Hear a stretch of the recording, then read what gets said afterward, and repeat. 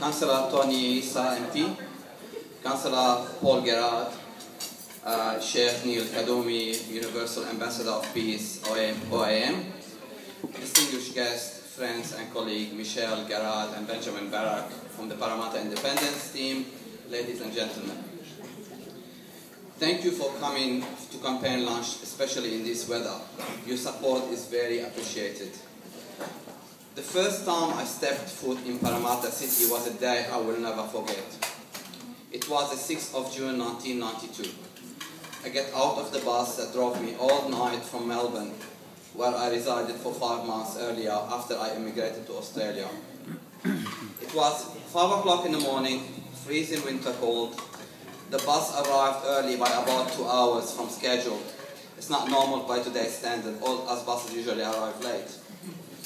Nobody was there to pick me up at this early hour of the morning, so I decided to walk around the city and explore. At first sight, I found Parramatta to be a very beautiful city. I walked around the Church Street Mall. There were a few people rushing to the train. I walked down Macquarie Street, then George Street, and then to the riverside. I said in my mind, yes, I love it, and I would love to live here. And so I did. I lived in Granville, Guildford, North Parramatta and Parramatta, and even opened my architecture office in the city centre for over 15 years. I even met my lovely wife Gemma in the George Street at Roxy building. We now have 3 lovely children, and I want my children to also live in the beautiful city of Parramatta.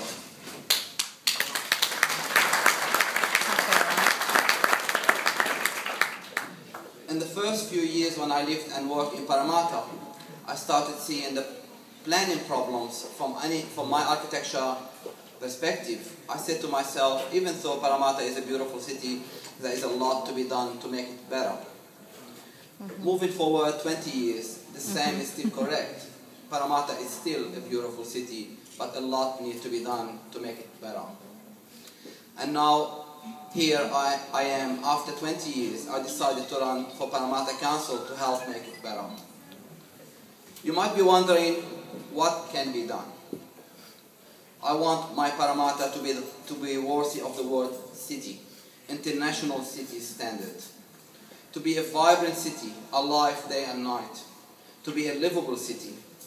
To be the envy of other Australian cities. A city with abundance that can take care of those less fortunate. How can we achieve these goals? You all heard Benjamin's policies. I have a summary of that. With better planning and better roads. With sensible development that reflects the needs of the community. With sound financial management and less waste of the ratepayers' money on futile litigations. With reasonable parking spots at time of parkings that allow people to come to Parramatta to shop and work and enjoy the city without fine intended to be revenue raising. Stop big party political fights over control of the city and focus on the needs of the community instead. Keep politics out of the local government, as the community needs are above politics. Budgets should be more focused on infrastructure. Parramatta is a heritage city. Heritage should be protected and incentives should be given to the community to treasure and protect our heritage items. The loop bus route should be extended to additional area to encourage people to travel within the city without cars.